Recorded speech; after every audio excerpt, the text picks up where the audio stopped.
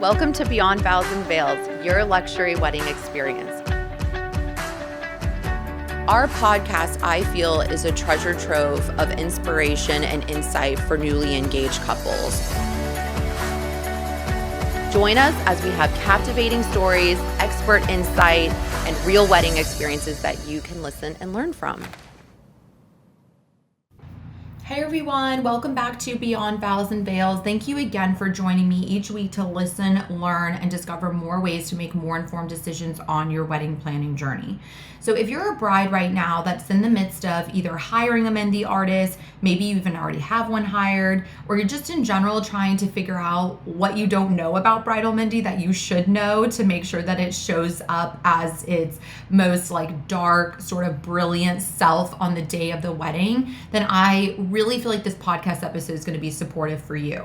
So today we have the pleasure of chatting with Salma Jamil, who's a renowned bridal henna artist who has made a significant impact in the world of Mendhi. Salma's journey began about 15 years ago when she started experimenting with henna designs more as a hobby, but her passion quickly grew into a very successful business starting in 2014. Salma's unique approach to customizing bridal henna designs set her apart, capturing the hearts of brides and significantly boosting her credibility in the industry. As demand for her exquisite work grew, Salma expanded her team to include 9 talented artists who share her dedication to the craft. Her career reached new heights with her first introduction to an international wedding in 2016, opening doors to a high-profile and international opportunities. Salma's artistry and attention to detail have earned her accolades, features in bridal magazines, and booking with celebrities. Today, Salma continues to lead her team, creating personalized and meaningful henna designs for Indian weddings locally and internationally. So we're really excited to learn more about her inspiring journey and just in general, more information about the beautiful art of Mendhi. So without further ado, welcome Salma.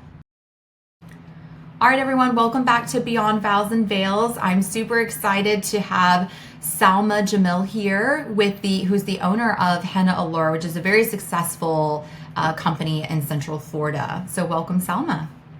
Thank you. I'm so excited to be here. Absolutely. So Salma, you're going to tell us all things bridal Mendhi, and we're going to walk away very educated, I have no doubt. But before we maybe dive into that, I'd love to, most of the brides that are queuing in, they kind of just don't know what they don't know. So I want to start from the beginning when it comes to Mendhi. So tell us a little bit about your journey, how you got here, and just in general, why you love what you do. Of course. So I actually started this just as a hobby. I did not expect to grow this much, and still growing, honestly. So I picked up a Mendhi cone just as a hobby, as a stress reliever. At that time, my job was giving me too much stress, I think. Mm-hmm. And this was kind of therapeutic. I would come home and just, draw on paper, on my body, things like that. I didn't do this to start a career or build a career. Yeah.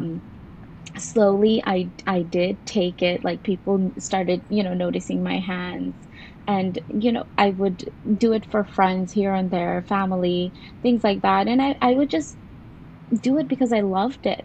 It was nothing more than that. I never thought of it to build into a career, basically.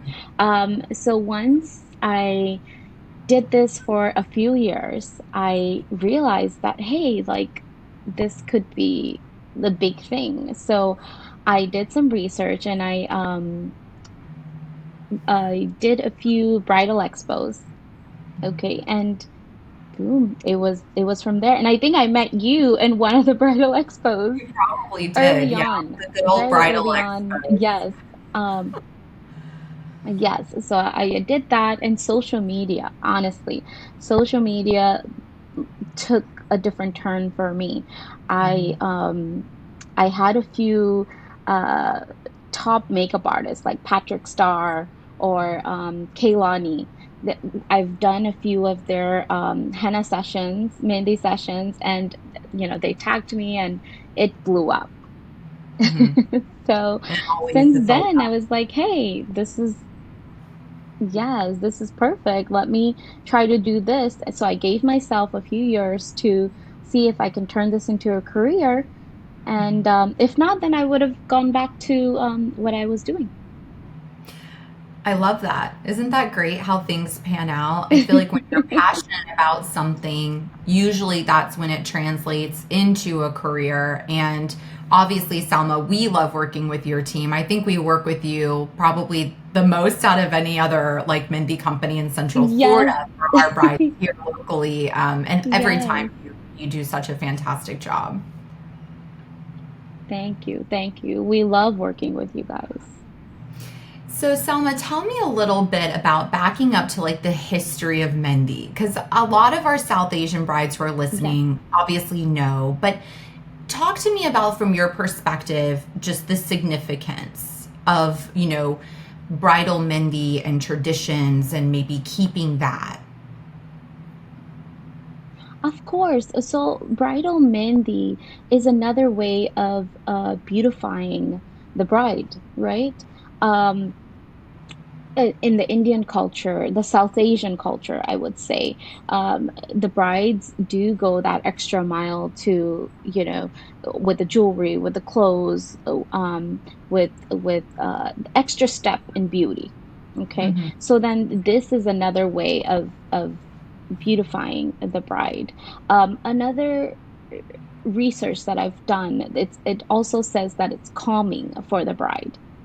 Mm. So I do make my own henna and I do put essential oils in there. So when I'm doing the henna, it does calm the body, it lowers the body temperature, and it relaxes you. So that is the time to just sit there, relax, and enjoy these Hmm. moments before the chaos, Right. So that's another way of you know um, for the Mehndi. I I also hear all these stereotypes of like, oh, the darker it is, the more the husband loves you, or the more mother-in-law loves you. Yes, those are playful stereotypes, but if you think about it scientifically, it's actually the quality of the paste. The quality of the oils and the powder and how the henna artist makes the henna itself. Yes, we joke around and say that it's, your mother-in-law loves you or your husband loves you the most, depending on the color. Yeah, 100%. I get a lot of questions, Selma, on like, always brides are like, well, what if they don't use organic product? Or, is there a difference? Like, share with me a little bit about that. Because I have had brides like, gosh, this was years Of ago, who I guess course. had a reaction to a different artist that she had worked with. And maybe it wasn't an organic material. So, can you walk me through like maybe the differences in Of like the actual course, of henna course. that's applied? Yes, so there is a big difference. There's a big difference, and I urge brides to never use pre-made cones. Always find out what the artist puts inside the henna, especially the oil. The oil will react to different oils will react to brides differently, and a lot of brides are allergic to eucalyptus oil. So then I tend to put in lavender oil, something a little bit lighter, or tea tree oil, things like that. But the powder itself is from a leaf. Like it's a henna plant. It's from a leaf. You grind it up and to a powder, and then you mix essential oils. I mix lemon juice and sugar and water with my paste, and that's the only thing. So always ask your artist, like, hey, can I get what you put in there, just to make sure that I'm not allergic to it, or do a test strip, take Mhm. a little, have the artist send you a cone, or go there and just do a little sample and see how it reacts to your skin. I had brides that came in with scars where they've gotten it from other artists, and it basically does a scar of the design. Oh gosh, no way, really? Oh, that's pretty intense. So, Yeah, it's so um, scary. it is scary. So you make your Yes, own cones, regardless, always. I do, regardless. And I make fresh batches every week. for my brides, and I do get fresh crops every 3 to 4 months. So it's Hmm. not just fresh paste, I get the fresh powder every 3 to 4 months as well, and that guarantees you the best color. Okay. Now, back to just like them trying it out and things like that. Do you recommend brides get trials? I've had a lot of brides ask me, like, do they offer Mendhi trials? And what is your response to that? Is that necessary? Is that if someone's trying to get an intricate design for the wedding day, is it smart to do that? Like, what would be your take on that? So if if the bride has very sensitive skin, then yes, I would say definitely. Hmm. If she has used Mehndi, even the pre-made cones that you get from the store, and she doesn't have any reaction to it, then it's not necessary. Um, I would suggest it, like, if they're very concerned about like getting a reaction, to Hmm. get a test done, or to have the artist like send over a cone. Okay. Okay.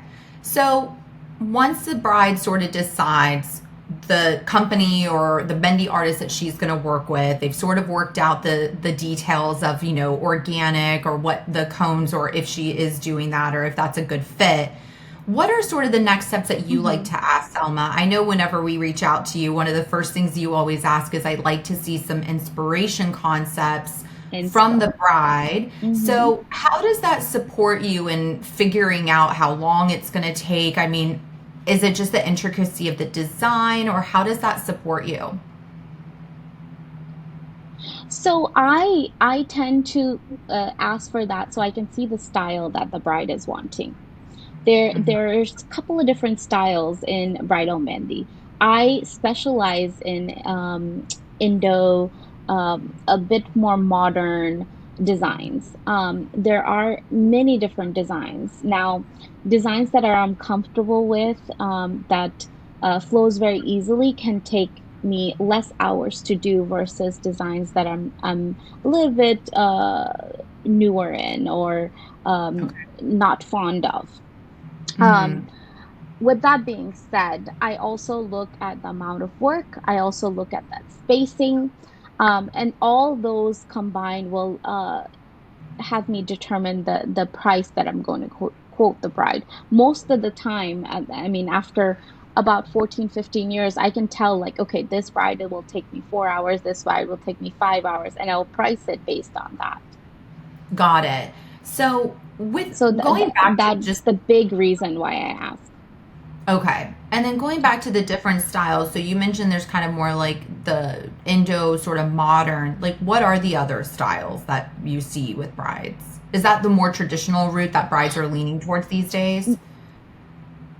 These days, yes, they're going for minimal, a little bit more on the open space.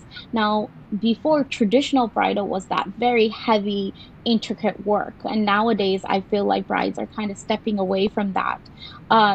With me, actually, when I first started, I kind of brought in the customizing, putting a Hmm. little story inside the bridal henna, and putting little elements in there that's special to the bride and groom, things like that. So I think that's what took me off of the, like, there was the difference between my henna and other henna artists when I first started. Hmm. And bride tend to book me because of that. I was willing to do that extra storytelling in the mehndi. Hmm. I love that. And I know a Yeah. lot of brides also will sort of determine, like, how far up, I guess, the arm that they want the design to go. Some brides are like, I only want it to like my forearm. Hmm. Some are like, we want it past the elbow. So obviously Uh-huh. that would determine the time frame as well. The time frame as well, and that's basically why I asked these brides to send me. Now, another reason is my full arm will not be her full arm, so both of us should be on Mhm. that same page. That's another reason why I ask for inspo pictures. Now, I do not, as an artist, I do not copy other people's designs. I try to take inspo, so I always ask the brides to send me 4 to 5 different designs and point out things that they love in that design, and I will incorporate it in her bridal henna. And obviously when I guess one of the questions that I would have for you is, a lot of times brides are talking to us about when they're going to hire their Mendhi artist, and Mhm. essentially those inspiration pictures, just to share really for couples, backing up for a minute.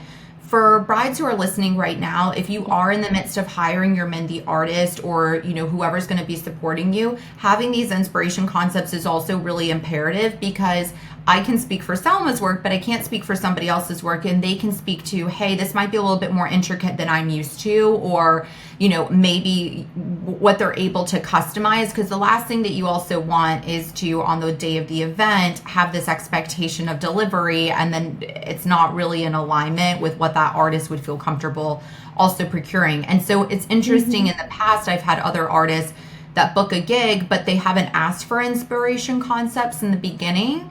And so then there might be a Mhm. disconnect on the actual event day. So I actually love that you do start with inspiration. Yes, yes. And that really helps me determine the amount of timing I need. And especially with you guys, I mean, like you're on top of it with planning, right? Yeah. So, the timing really like I if I'm an hour off, then that's a big chunk of a schedule. And a lot of brides will do bridal henna and then they'll schedule hair and makeup. Mm-hmm. So then that will kind of push things back. So I always try to like determine how much timing I'm going to need for that bridal henna. Mm-hmm. Yeah, and when a bride is, doing the Mendhi, one of the trends that I've seen is that because it is a lengthier process, brides were traditionally, a couple of years ago, they were getting it done like almost the morning of the Sangeet, and now they're sort of doing it like Uh-huh. earlier in the week, because there's so much that they have to do, and they can't kind of like have, their Mendhi drying either during the event or what have you. What's your take on that? Because I know obviously there's like that Yes. kind of fun stereotype of it being dark, but like how far out is too far out? Or like what would be your opinion there? So I'm so happy that you asked that. So this is a very important thing. I always want to speak with brides now. So we are artists, okay? And when we work under pressure or chaos, we cannot deliver the best work. Mm-hmm. So I always tell my brides that let's do your bridal henna on a calmer setting. You can have immediate family there, but in like a peaceful setting where not everybody's coming and talking to you and hugging you and moving you. That does distract us. And once we're in the zone, it's very hard to get back into the zone if you're distracted. So we Right. cannot deliver the same quality work in chaos settings. So I Mm-hmm. had brides where I would end up because they wanted to have that whole feeling of doing it in the Sangeet, and I had it, and they regretted it. They couldn't move. They had to stand still. It's like a 5 hour process, and for Yeah. them to sit there and everybody's enjoying, and they hated it. They were like, "Oh my God, this was worse. I should have listened to you." But Yeah. I reach out to my brides and I always tell them that please do it in a calmer setting, do it with your immediate family, and a day or two before the Sangeet, it's okay. The henna does take 48 hours for the color to develop. So you can have um, up to 3 days, maybe 4 days before the wedding to do the henna, Mm-hmm. to do the mehndi, and it still be perfectly fine. The only thing we say to avoid heavy washing and pool water and salt water. An option is to save a little spot, like a part of your hand or a part of your feet for the sangeet if the bride wants to do something at the sangeet and feel that whole traditional vibe. Yeah, I love that. Because let's talk about obviously reality. Reality for bride is, yeah, you're going to have major FOMO if on the day of your Sangeet, you're Mhm. trying to get this 5 hour Mendhi done, or even that morning, because hair and makeup alone takes 2 hours. And then you're trying to do your bridal Mendhi, and then you have dry time in between. So I love that recommendation. I think that more brides have been trending towards getting it done a day or two before the Sangeet in a calmer setting. Because, like you said in the Mhm. beginning, like the whole going back to the roots of Mendhi, it is obviously a more like an enhanced beautification process, but it's supposed to be a calm experience. It's supposed to be therapeutic and Mm-hmm. just kind of like put you in like that state where you're just enjoying the experience versus just, okay, it's another item I got to get checked Exactly. off my list. Right. And I've honestly, not this year, but the past few years after COVID, I've seen brides just trying to um, collide so many things together and just get everything done. And a lot of the brides are not enjoying all those services that they booked. Yeah, absolutely. So just like if you're going to be booking your hair appointment, your nail appointment, whatever it is that you're doing, look at your Mendhi more as like a therapeutic process, as a relaxation process, more so than just like, let me cram this into wherever I see on my timeline that's going to fit. Yes, Yeah. yes, Mhm. yes, yes. And keep it limited amount of people while you're doing it. Just have your immediate family. Yeah, absolutely. I think an ideal schedule would be like if your Sangeet's on a Friday, maybe Thursday early afternoon, Mm-hmm. having your bridal suite, like your immediate Mm-hmm. family, maybe they're also getting Mendhi done because they're going to be busy at the Sangeet. They're Yep. not going to be able to also be tied down so that they have that experience with Mm-hmm. you, bridesmaids, or just a couple of your besties. Enjoy that time, maybe have like a little Yes, lunch, and then, you're freed exactly. up. If you like the whole, obviously Yes. our weddings are all about, the presentation when you get those photo videos. So if you, like you mentioned earlier, if you want to save like Yes. a portion of your hand because you want it to be videoed at your Sangeet function to act as if you got your Mm-hmm. Mehndi done that day, sure. But the reality is you're Yes. going to want to have some time. Yes. Yes. And that's okay. We can, there's always artists in Sangeets. So we can like we can offer that and have like a little portion of it there, and you don't have to sit there. You Yeah. can just have that portion dry up, you can mingle, you can do everything. You don't have to sit there and wait, and you still have that, that little portion that you had it in your video. Yeah, absolutely. And, speaking of Sangeets, I know that pretty much like I would say still 90% of the couples that we work with are going to want to have Mehndi artists at their Sangeet. It's a fun thing to still Yes. have for your guest, especially if you're doing a fusion wedding too. It's just like a really great cultural element to make sure that you're kind of Oh, adding yes. to. What do you say, Selma, is sort of like the ratio of artists that you would recommend per guest count? Because we all know that Mehndi is like a big attraction for these events. Like, how do we avoid lines? Like, what is the Yes. best ratio to use, would you say? So I would say if you have 100 guests, Hmm. I will start off small. Most Sangeets are a lot more. But if you have 100 guests, I would do 3 artists for 2 hours at least. That's 6 hours of work. Okay. Okay. Not every guest will get henna done, Hmm. but there might be guests will get two sides done. There might be guests that will get one strip done. These are like 3 to 4 minute strips. So it just all kind of depends on your crowd. But a typical I would say like if you do 100 guests, I would do 3 artists for 2 hours. That will kind of avoid lines. That will, keep things moving, things like that. If you do like most typical Indian weddings, about 250, 300 guests for Hmm. Sangeets, right? I would increase the hours. You could still keep three artists. I would increase the hours, Right. or you can do 4 artists and increase the hours as well. Right. Sometimes when we go over that 300 limit, I would suggest 5 artists. Sure. And brides, I mean, if you're listening, Yes. Mehndi artists, and I kind of even equate that with hair makeup. It's a drop in the bucket in comparison to the Hmm. grander scheme of the budget that you're spending. So don't Yes. sort of use this as that Yes. nickel and dime situation where you're like, oh, can we get away with? Yes, you could maybe Yes. get away with less, but the experience of your guest having Mehndi at your event, there's nothing worse than waiting in line. You're at a luxury event, you're enjoying yourself, and you don't want to wait. You want to be able to, maybe you sit down with your Of girlfriend who's getting course. it done and you switch off with each other, but you're not going to want to stand in line for 20 minutes waiting to get your Mehndi done. No, no. And also I feel like brides kind of hire like, experienced artists, but then they go off and hire someone separately for guests, and that may not be as experienced as my team or another team that's been doing this for a long time.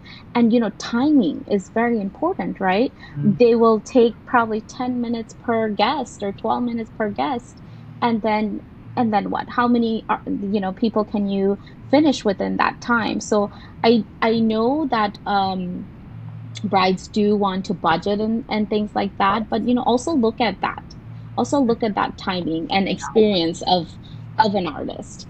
The more experience that we have, the faster and better work, the quality of work you will get. Right. You know what? That's so smart to bring up, Salma, because brides sometimes look at it like, oh, the guests don't need as intricate of a design. Well, obviously they don't need to get like full bridal Mendhi done at your Sangeet. But if you're having a 4-hour event, Right. which most of the Sangeets are 4 hours, roughly, okay, about Yeah. 45 minutes of that is maybe a program. So maybe there's going to be some dance performances, maybe there's some speeches, maybe there's stuff going on. So really you've got about Mhm. 3 hours of viable time that people are going to be able to mix and mingle and get Mendhi done. So I'm with you. You have to look at it sort of Mhm. from a calculation standpoint of, if I have this many people and I know at least this many are going to want Mendhi and I've got this much time to accomplish it, Mhm. what does make the most sense? You know, Salma, in your opinion, when you're Yeah. kind of scoping out providing Mendhi for guests, do you do like both hands? Do you one hand? Do you do back of the hand, front of the hand? Like, what is the best method for that? So for Sangeet, I always say the back of the hands, okay? Just because, they'll have a drink in their hand, they'll eat, things like that. Traditionally, most Indian, like traditional women will get the inside of their hands. But I always say to do the back. It shows you can, eat, you can grab your drink, things like that, mingle. It's not going to affect it, right? It Right. does take, like in Sangeet, it takes about half an hour to 45 minutes for the henna to dry. Okay.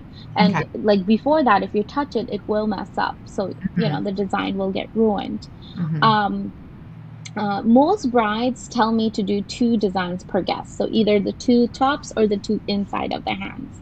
Hmm. Um, that's like, if you average with our timing, that's about 8 to 10 minutes per guest Hmm. It's a lot. if you do two designs. Now, that's not all guests will get two designs. Some will just do one, Hmm. and some will do like very simple designs. So we kind of have to, like, average out. Hmm.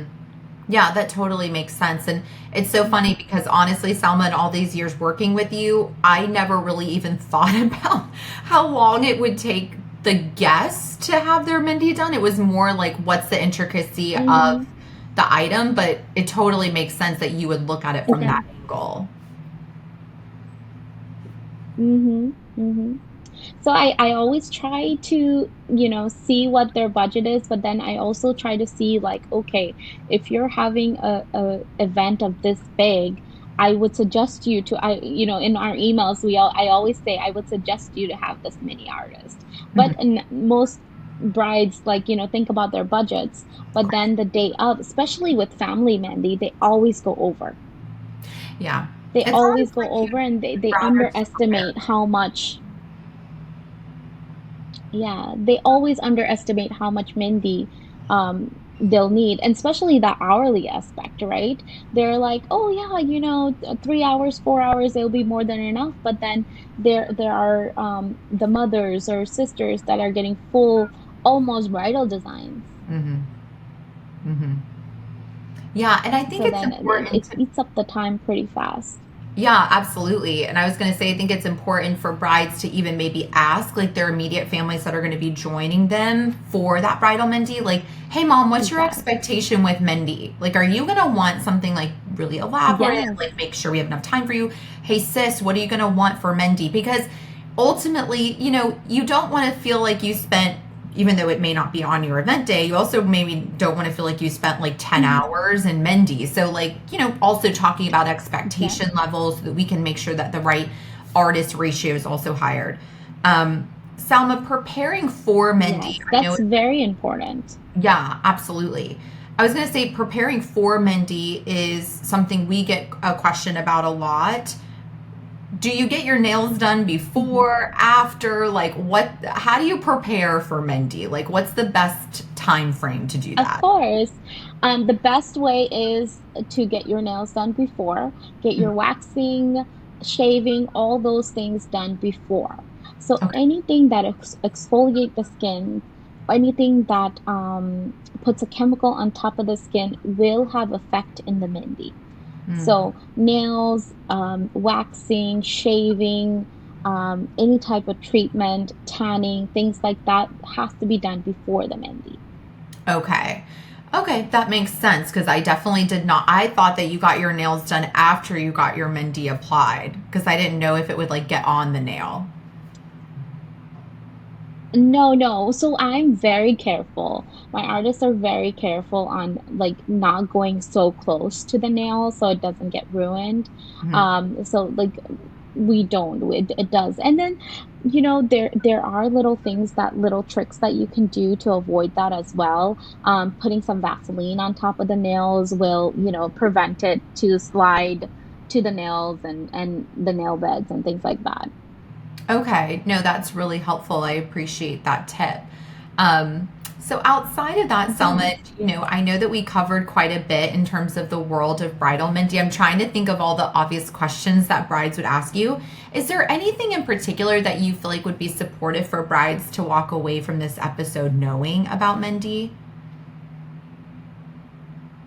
So I would suggest brides to have a consultation to make sure you sit down and you talk to your artist before she arrives or he arrives. Um, and kind of like lay out like what you expect from your bridal maybe. There's times where I go in there and like they're laid me out all these little things that they want and I had no clue of like like they just sent me a few inspo and that's it, but then they laid out all these little pieces that they want, and it kind of throws you off a little bit. Us as artists, we have to kind of have a mindset of like, okay, this is what we're going into and things like that, and then expect that from us, right? Mm-hmm. Another thing is I would suggest to wear comfortable clothes while you're getting your bridal mehndi done. I had brides come in with like full lehengas on and they're so uncomfortable. Mm-hmm. They hate the whole experience and I feel bad because they're complaining, they're grumpy, they're things like that. So wear something comfortable, relaxing, and you can once the mehndi is dry, you can always change Mm-hmm. and wear your fancy outfit then. Mm-hmm. Another thing is seating. Okay. Seating is so important. I know brides want to take pictures with a backdrop and have this beautiful, setting, but you will have back pain and it will like the first hour or two will be beautiful, but then you will hate it and you will regret doing this.